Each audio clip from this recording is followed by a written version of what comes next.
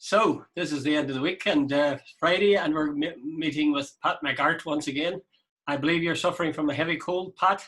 Yes, Jude. I was out earlier in the weekend. I think I've got myself a cold. Well, I'm not sure that's the way life goes. a cold is one thing, COVID is another. Well, Mercifully, I'm working on the basis it's a heavy cold anyway. Right. Well, let's start with a story that's been running for some time in the papers.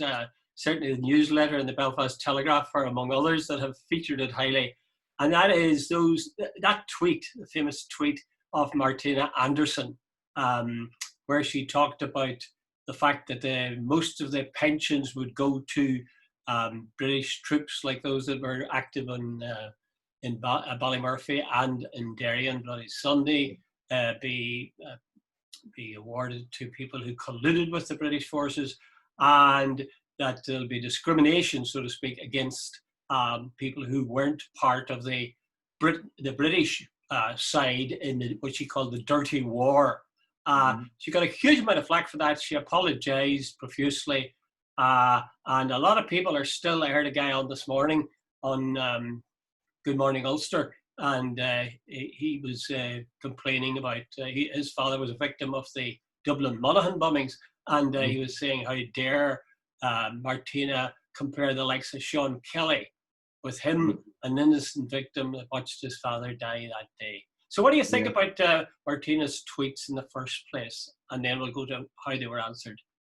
But Jude, to put it mildly, I got a sort of a Facebook message last night from a guy who would be a well-known shunner in Donegal. And he says, what did I think about Martina's tweet? And with respect, I think it was one of the stupidest tweets I've ever come across, because she lumped in, it was absolutely, somebody used the word clumsy. Jude, was it you? I don't know. No, she used the word clumsy in her apology. That certainly was clumsy. She had actually got a very good point. And in fact, I think a lot of Republicans and a lot of Nationalists would support what she said. That there's it seemed that there's that what do you call that sort of pinnacle of victims. They're a pyramid. They're somewhere hierarchy, a hierarchy of victims. There's no doubt about that, and a lot of what's going on here. But they put in people like Jennifer McNairn, who lost both legs, and I can't remember, is it McSorley, I think might have been the guy's name. To lump it all together, it was clumsy in the extreme, and no wonder. A lot of those people are blind. Some of them are lost legs and limbs. Some of them are in wheelchairs. You know, it was unbelievable. Now, she's a bit of a track record. She shoots from the hip. And everybody knows what she's saying. And there's, I think, a lot of Republicans saying, we agree with her. But hey, Jude, if they're looking down south to what, this doesn't play well down south, it's almost justifying certain things. People in the north look at it in a different way. I don't think a lot of Republicans in the north were in the least bit offended. I think it's people like Mary Lou McDonald saying, oh, this is not going to play well. We've got Phil Hogan. The whole thing's going to shift from Phil Hogan over to us. So get the apology out now and all the rest. That's my opinion of it. What's your opinion, by the way? Well, I agree with you. I think the point that I did a blog on it. The thing I would agree with you that clearly you don't want to hurt people who have suffered terribly already. And clearly several of those people have said that they felt very hurt by words she used. And that's, I mean, simply wrong, and that shouldn't happen. But I was struck by the fact that the many people who weighed in, none of them seemed to deal with the substance of her claim. Yeah. Which seemed to me, I wasn't quite clear what it was, but I think she was saying that the majority, or even the great majority, of the pensions would be awarded to people who were on the British side, who were Unionists or British soldiers during the struggle. Have I got that right? Yeah, that's my understanding of it. There's 800 million, and basically, or that's what Naomi Long said it could cost. And I think Martina Anderson's point was, look, there's almost an attempt here to say there was, to use your term, a hierarchy of victims. That anybody who's injured on the Nationals or Republican side, I know it was self-inflicted or known goal, but we were the good guys here. Now that's a narrative Republicans are not going to play ball with. So that was the point she was making. But Jude, I think if shunners are going to come out with statements, they have to be making sure that they're not fired from the hip. It was very, very clumsy. And when you include people who were genuinely hurt in a throwaway tweet like that, you're making a mistake. You're hostage to fortune, and you're giving people ammunition. So it was a stupid tweet. And no, I have a few sinners coming on saying it's over the top. No, it wasn't. It was stupid, and she shouldn't have done it. The point she was making was totally fair, and she should have done it. But if you're going to do something, do it right. I think that's the key point. But as I say, it seemed to me that there were people using the fact that she had told the story in her tweet wrongly and painfully for victims. They were using that to then move from the next stage where they were saying that the whole IRA campaign was a murderous act of criminality. That was Doug Beattie's phrase, I think, or words to that effect. And none of the people who objected, including Colm Eastwood, actually dealt with the substance of what she was saying. I mean, I think they were right to criticize her for the way in which she talked and the wording of the tweet. But none of them then went on to the next stage, which was pretty obvious, that you deal with the content of what she said as distinct from the manner of it. And is it true that the vast majority or the majority of compensation will go to those on the British side or unionists? Absolutely. I would just like to know if that's the case, and is that right? And yeah, I'll tell you this much: anyone that goes, any of the compensation that goes to Republicans or Nationalists, I presume will be hotly contested. You know, it's all going to be former UDR people and RUC people and British Army and all of it. Now, you try getting some compensation for an IRA guy who was injured in a bombing or something like that. It's going to be hostile, to put it mildly. So do you think? Sorry, Pat, can I just say or ask you? Do you think that people like Sean Kelly or people in IRA who were injured, or their relatives who lost their son or daughter, who were IRA people, do you think they should be classified as victims? Yeah, absolutely. Jude, you know someone, I know a well-known, not well-known IRA, that's stupid. I know an IRA man, and I said to him, why did you join there? He said, Pat, time and place. He says, there was no, he says, what's going on around us? He's a young fella, and well, he's not so young anymore either, now I think. But he's lived a blameless life. He's a lovely young fella. You could trust him with your life. He wouldn't take a penny from you. He doesn't drink, doesn't smoke. He lives a very quiet life, and time and place. So it is, you know, the unionist community, a lot of their very decent people, or they would say it, join the RUC and you to fight for their community. A lot of people in the nationalist community, whether the Dublin 4 media like it or not, joined the IRA because that's where they saw they were protecting their community. Mm-hmm. You know, so you know, just because you put on a uniform doesn't make you a good guy. I think that that's the reason that what she said excited so much wrath. At least part of the reason was that she seemed to be suggesting that maybe people who were victims who would have been involved in the struggle should receive pensions. That would be to legitimate their struggle to some extent. Yeah, and that's going to be a massive red hot. There's going to be I was going to use a rude word there, but there's going to be a storm about that. You know as well as I do, and like sure, even what do you call it, Michelle O'Neill had been sort of delaying signing this off because of the very reason that Martin Anderson came out with last week. Yeah. Well, it's a very interesting story. It's striking that those who condemned her for what she'd done, when the apology came out, they were still condemning her. I mean, yeah. She did apologize from the top, you know, down to the bottom. So, you know, someone right now, get back to my friend who rang, or didn't ring me, sent me a text message last night. You know, this one, see if there's an election tomorrow morning, I can give you a guarantee, the media, Fianna Fáil, Fine Gael, Green Party and all the rest, the Sinners have moved up to something like, is it 30 or 32% on the polls? You just wait, they see the tsunami of criticism for, you know, if they say good morning in the wrong tone of voice, is that a threatening good morning there? You know, it's going to happen. It's, you know. Or if they say, mind yourself. Yeah, are you threatening me? Okay, let's move on to the second topic, Pat, which is the Trump thing. This is, Trump made his, I was nearly going to say his victory speech, but he made his acceptance of his speech, candidacy for president, continuous president. And the Daily Mail, among other newspapers, reports the fact that he has called for a drugs test on Joe Biden before the TV contests, because He said Biden was doing, this is during the primaries, he was doing so badly. And then he went in against Bernie Sanders, and suddenly he actually soared to being average. So, he says we should have a test. What do you think of that? Well, my view of Trump is, I think he's, I don't know, Jude, he's just lowered every, American values. What Trump stands for, I think, is, a snake in the grass would be higher. Some of, to say a man of 77 who spent 40 years plus years in public life, that he should have a drugs test. Where that is just right down at the gut, obviously the gutter level. So no one's accused Joe Biden of taking drugs or all the rest of it, a drugs test. It's just, he's appealing to the lowest common denominator. No, in other words, his own base, the guys who share their teeth and they go out once a week.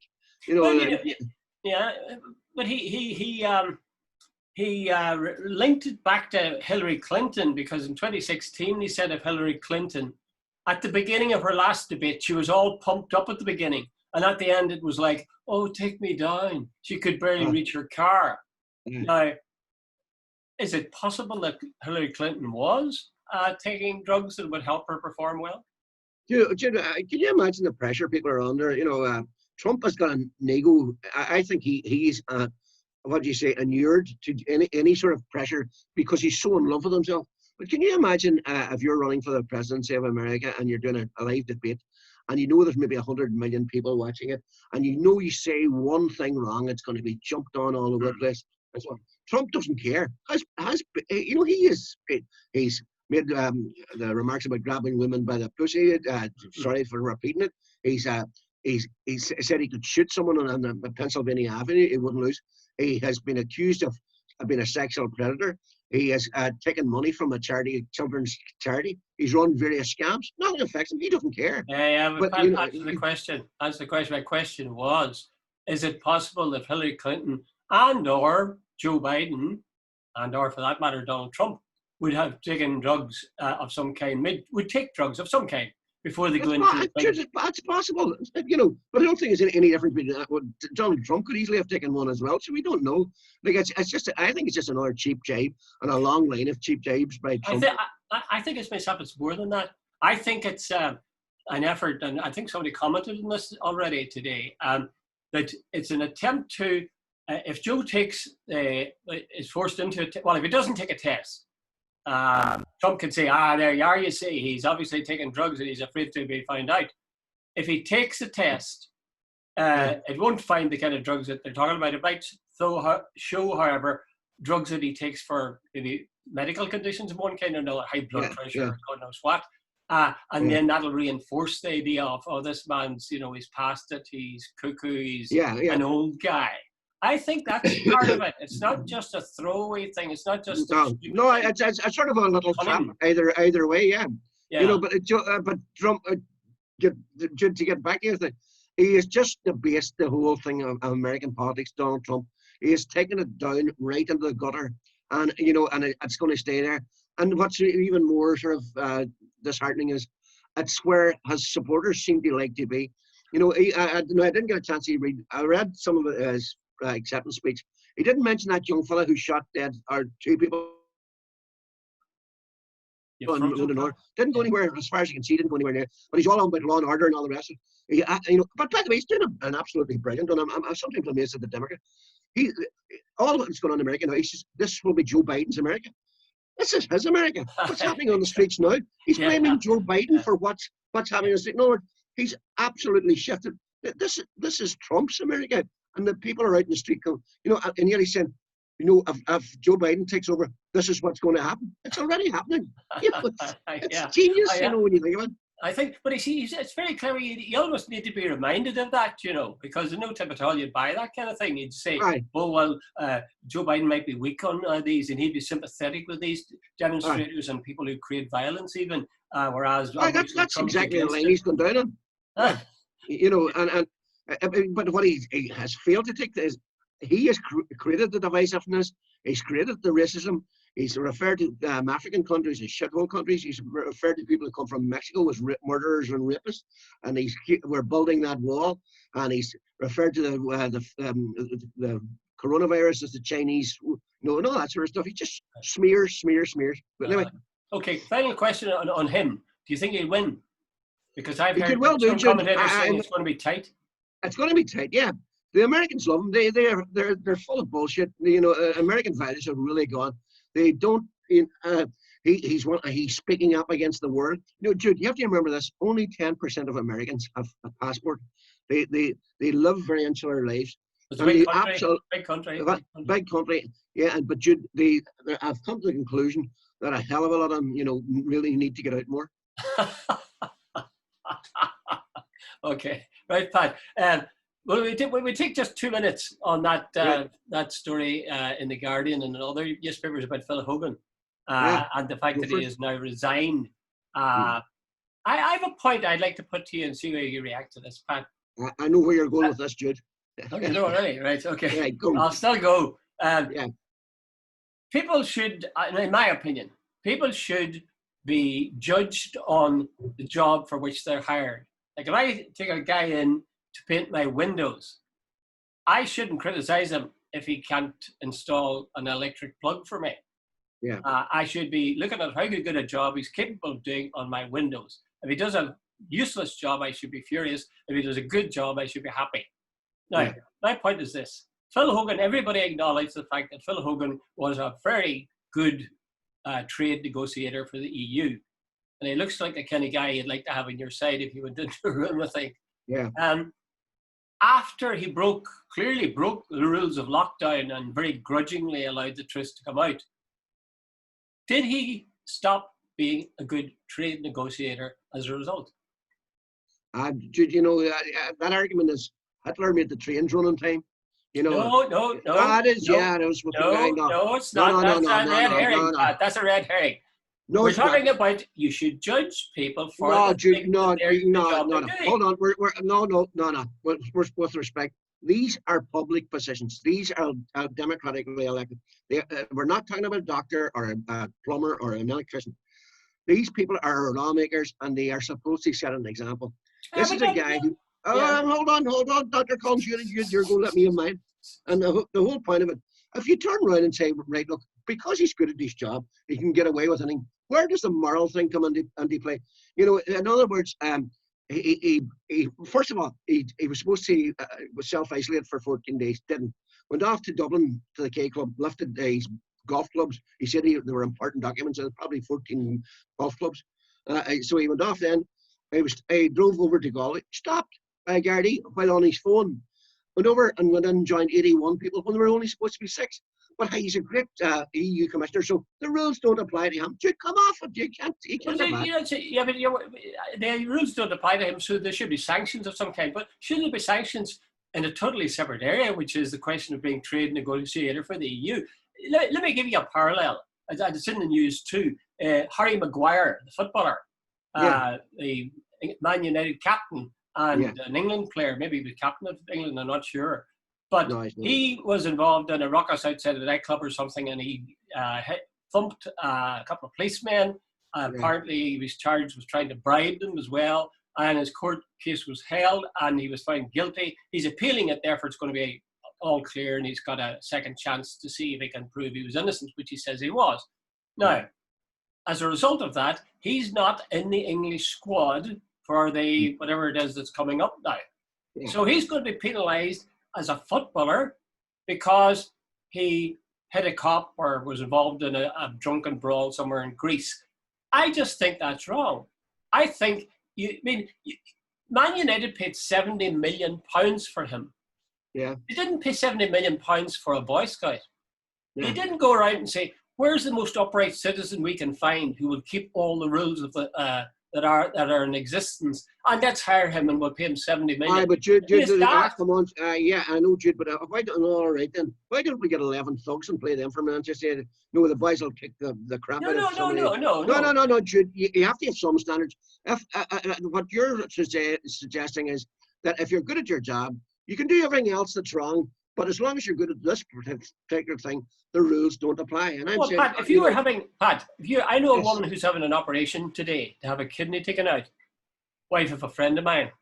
yeah, Now, if I was in her shoes, and supposing I knew that the guy who was doing the operation, going to do the operation, was fiddling his taxes or unfaithful to his wife or, a bully or whatever, would I allow that to affect my judgment as to whether or not he'd do the operation? I would have one question. How good is this guy no, at you wait a doing minute, the operation? Dr. Collins, you're doing it again. You're not comparing like with like as usual. You're going to the extremes as usual. But does that sound good? Here's the point. Like the guy, if he's not paying his tax, that's a matter between him and the revenue authorities. It doesn't affect his medical career. And if he's doing something else, that's doing his job. Phil Coulter, I keep saying Phil Coulter. Phil Hogan is That's the second time you said that, That's the second time. Phil Hogan is a democratically elected public representative representing the people of Ireland. And the people of Ireland were told to behave in a certain way during the COVID crisis and all the rest, on the basis that there were people locked down for the best part of 3 months. There were funerals that happened of relatives that people couldn't go to.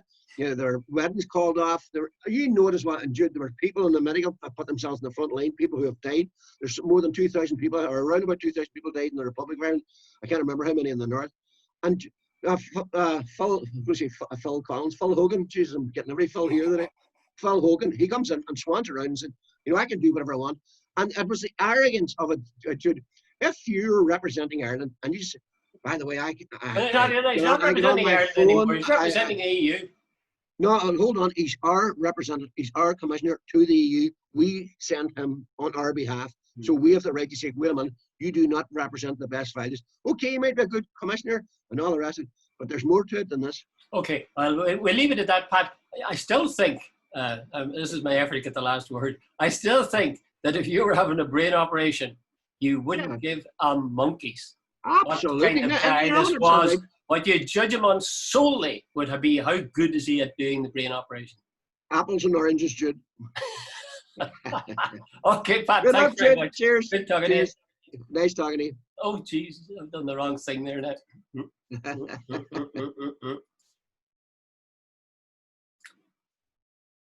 Pat, I'm going to leave. Can you hear me? You're still recording, by the way? I'll cut it somehow.